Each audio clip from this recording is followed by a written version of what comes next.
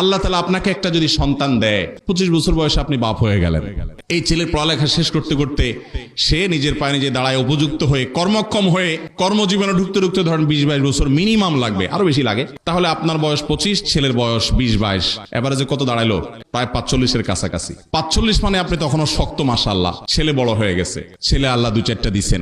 কোনোটা যদি অমানুষ হয়, আপনার বয়স তখনও 45, আপনি টনটনা এখনো, বুড়া হয়ে যান না এখনো, শেষ হয়ে যান না এখনো, কর্মক্ষম আছেন। বেশি উল্টাপাল্টা করলে কানটা মোলে রাস্তা ধরা দিতে পারবেন, ঠিক না বেঠিক? ছেলেও সোজা থাকবে। আর যদি আপনার বয়স 30-এর পরে বিয়ে করেন, এরপরে বলেন না এত সকাল বাচ্চা নিতে হয় না, 2-4-5 বছর যাক, 35 পার হওয়ার পরে বাচ্চা নেওয়ার চিন্তা করলেন, বাচ্চা হইতে হইতে 38 হলো, 38-এর পরে আপনার বাচ্চা হলো, বাচ্চা হওয়ার পরে এই বাচ্চা পড়ালেখা করে কর্মক্ষম হয়ে কাজ টাজ করা শুরু করবে, উপার্জন করা শুরু করবো, সেজন্য 25 বছর দরকার। 38 + 25 কত হলো? 60-এর বেশি, প্রায় 63-65 বছর বয়স হওয়া মানে তো আপনি শেষ।